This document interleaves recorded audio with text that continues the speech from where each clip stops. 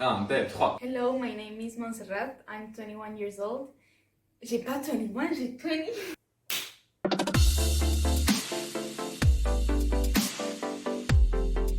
Hello, my name is Montserrat. Agatha, Alison, Damien, Kendall, Lena, Anna, Marcos. Anna, Iman, Java, Lucie, Leanne, Mario, Mathilde. I'm 20 years old and I'm from Costa Rica, Lebanon, Spain. Luxembourg, China, Ukraine, Poland, Germany. Ireland.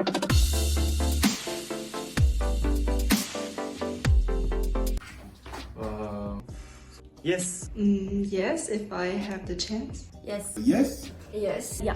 Yes, of course. Yes. Yes, why not? Yes, why not? No. No. Maybe. Yes, I would like to be an entrepreneur. I think it's a profession where you have lots of freedom and you don't depend from anyone. And I think it's, while studying management is one of the best options. Yes, I would like to. Yes. Yes. Yes. I could see myself having my own business and trying to build something myself because it's very intriguing, and having the opportunities to be free and just finding your own schedule in life is pretty nice to me.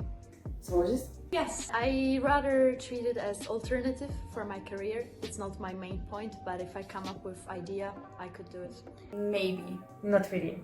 I don't think so because I really like challenge and new experience, but I haven't an idea, and I think it's very important to have an idea to create a project. But I'm not close to this opportunity.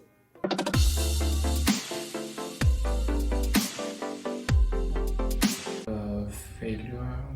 No. Of course, I've always been afraid of failure as well. That's why I think if I wasn't afraid of failure, I would have already started my own company.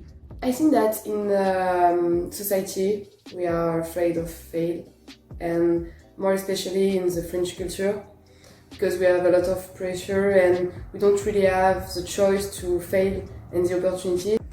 Yes, of course. Of course. Yes. Absolutely. I guess a little bit like everyone.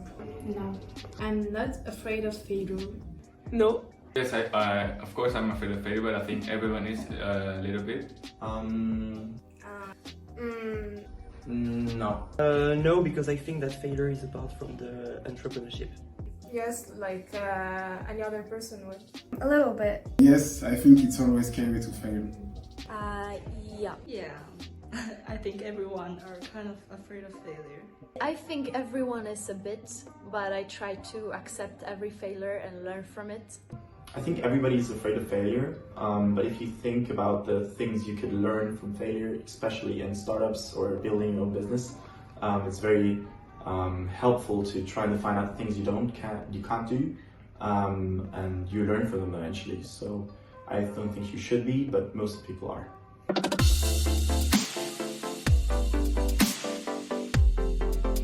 Yes, I think it's failure is the fuel that will refaire.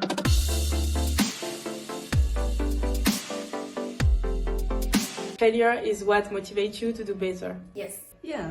Not always, but most of the time, yes. Peut-être yes and no? Definitely. Of course. I think it is possible, but it more depends on the personality. It depends on the personality. It also depends on the situation. Yeah. Yes, I think it's always possible to rebound after failure, especially if it's your dream job or your dream career. I always think there's room for improvement. Yeah, I think it's possible. I hope so, but in some cases I don't think it's possible all the time, especially when you think about financials. Yeah. I think the first failure makes you learn from your mistakes, so I think yes. It depends on the failure. It depends on what kind of failure. Yes, of course. Just to learn things after a failure, and then you can start again with those learnings. Yes, I think because the life is made of failure and we rebound every time. As big as a failure can get, there's always a solution, and even if it's a bad one or a good one.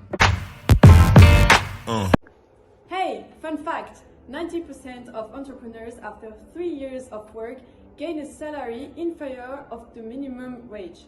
That's why people are scared to go in this adventure. Ayman, our specialist invited today, we talk a bit more about this.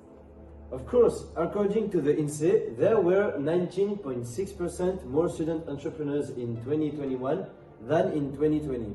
Meaning COVID didn't scare them and they are willing to take the risks and fail. This represents the answer given by our student at the IAE very well. Okay, can you present the graphic here, please?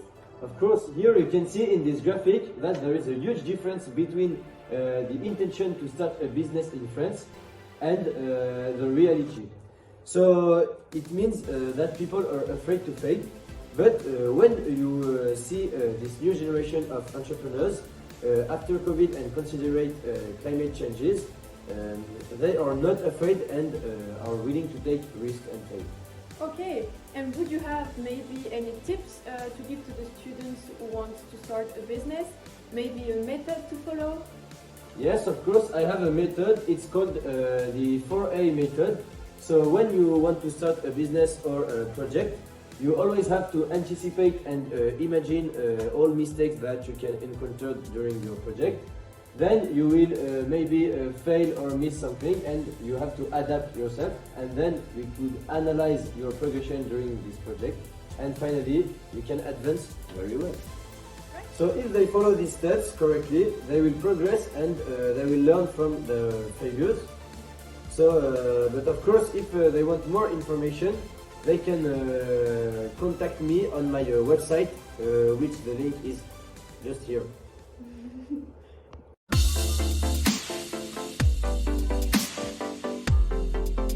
Independence. First thing that comes to my mind is like working a lot. Hard work. Responsibility. Responsibility. Autonomy. Imagination. Being creative. Leadership. Innovation. Innovation. Innovation. Innovative and persistent. Something new. Maybe freedom. Freedom. Power. Risk. Freedom. Innovation. Innovation. Challenges. Freedom. Autonomy.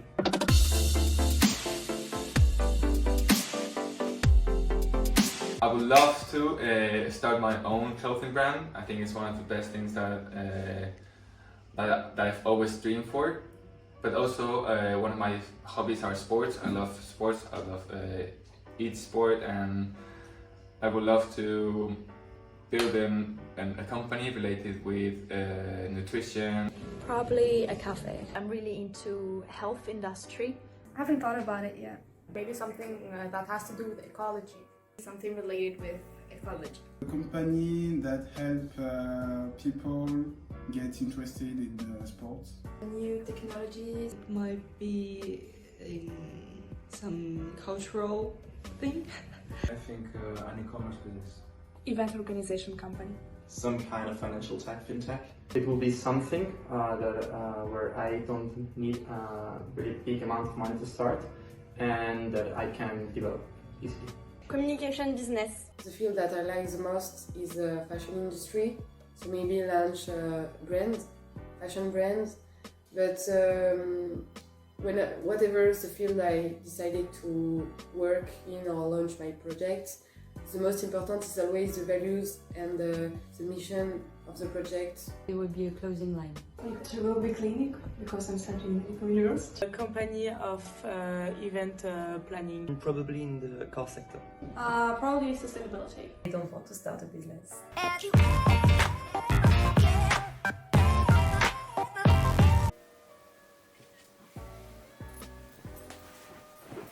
Je vérifiais que j'avais bien lancé la caméra parce que des fois ça m'arrive, je raconte ma vie et au final la caméra n'est pas lancée. Bref, salut les futurs unicorns, c'est Bruno.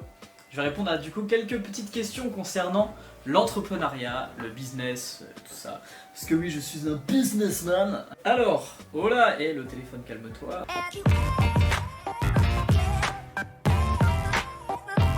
Je m'appelle Bruno, je suis Bruno GRAFFER sur les réseaux sociaux. Je partage mes créations artistiques en tout genre, que ce soit des dessins, des peintures, avec plus de 3 millions d'abonnés aujourd'hui sur TikTok.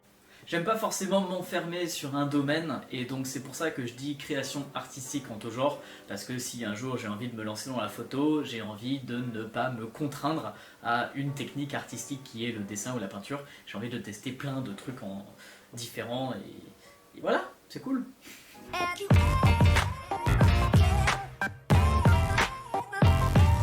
Je dirais mon grand frère, dans le sens où j'ai un grand demi-frère de plus de 42, 43, je sais pas quel âge il a. Lui aussi il est artiste peintre, il a fait du graphe pendant très longtemps, il m'a fait visiter des friches, il m'a initié un peu à la photographie. C'est lui qui me donnait 2-3 feutres de temps en temps ou des conseils pour faire du graffiti, du street art. Et donc c'est lui qui m'a initié à cette pratique-là, même si au final je ne peignais pas du tout en extérieur. J'ai peint quelques fois qui se comptent sur les doigts de 3 doigts, je pense. Du coup ça serait mon grand frère. Et je sais pas, voir les autres artistes faire, t'as envie d'en faire un jour. Puis tu essayes et tu fais genre ah ça me plaît. Du coup bah voilà, tu continues.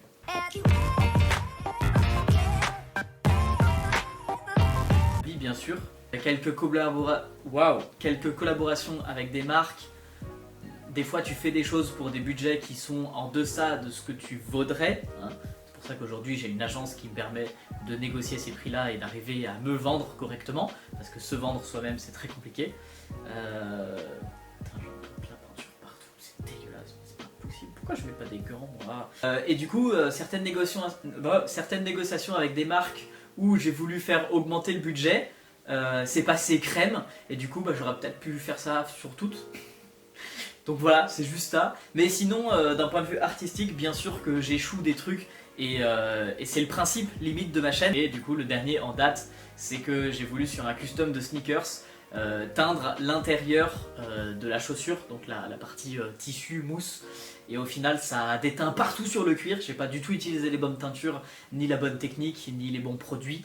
Et donc voilà, en ayant discuté avec d'autres personnes qui font des customs, ils m'ont un peu mieux aiguillé.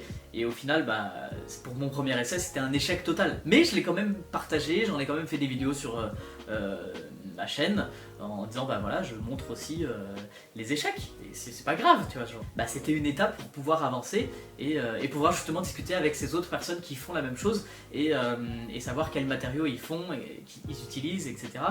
Et même si j'aurais peut-être pu leur demander avant, mais bon bref, là n'est pas la question. Moi c'est plutôt faire et réfléchir après.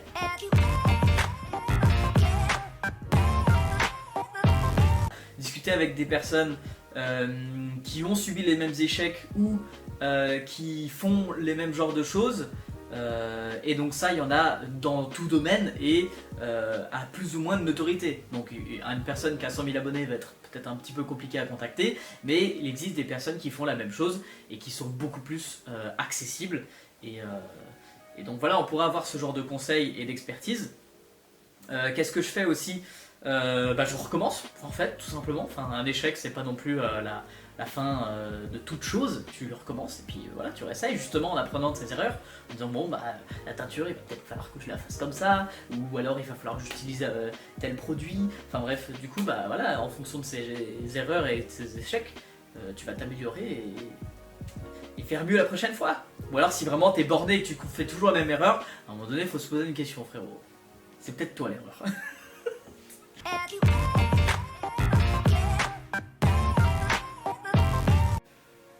De ne jamais dormir. Non, en vrai je déconne, mais bon.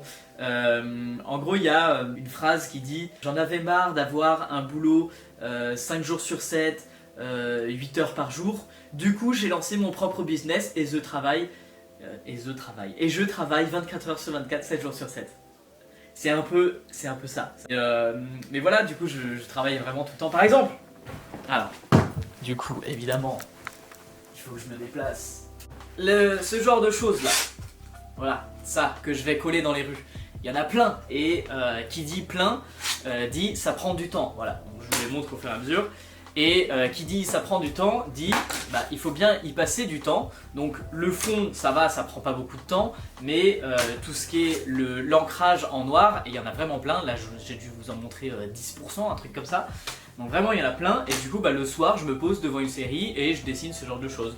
Donc c'est pas non plus très réflectif, il n'y a pas besoin de beaucoup penser, mais c'est juste faut passer du temps et voilà quoi. Donc bon, est-ce que ça me sert pour mon business? Je suis pas sûr que ça me rapporte beaucoup, pour ainsi dire pas du tout, même je perds de l'argent avec ce genre de choses, parce que les découpes, le bois, la peinture, la colle, et le temps passé, c'est un gouffre monstre finalement, mais ça me fait plaisir, ça me fait kiffer, et peut-être que quelqu'un qui passe dans la rue et qui voit une de ces créations comme ça, il va soit découvrir mon travail, soit le partager sur les réseaux sociaux vu qu'il connaît, et voilà, ça te fait un peu d'exposition, et en plus de ça, c'est kiffant tout simplement à faire. Voilà.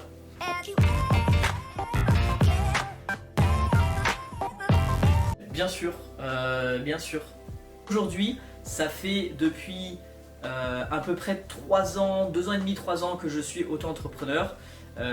J'arrive à vivre de mes réseaux sociaux depuis un peu plus de 2 ans. Donc non, ça fait plus de temps que je suis auto-entrepreneur parce qu'au début c'était vraiment galère. Et j'arrive de mieux en mieux à vivre des réseaux sociaux, c'est là où je voulais en venir, où dans le sens cette année, c'est la première année où je dépasse les 100 000 € de chiffre d'affaires. Alors, chiffre d'affaires, hein, les gars, vous avez bien appris ce que ça veut dire. Ça veut dire que ce n'est pas le bénéfice. Et évidemment, il y a plein de dépenses, comme par exemple ces trucs-là à faire découper, la peinture, tout ça, les transports, les voyages, les hébergements, la bouffe, enfin bref, ça coûte une fortune.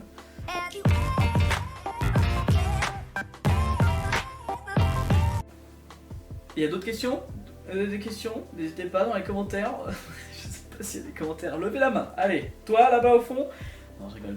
Bref, je peux pas vous voir en plus. Là, il y a juste une caméra devant moi. Bref, merci beaucoup d'avoir suivi cette petite vidéo. Je sais pas combien de temps ça va durer, mais en tout cas, bah, merci beaucoup à vous. Et puis, peace.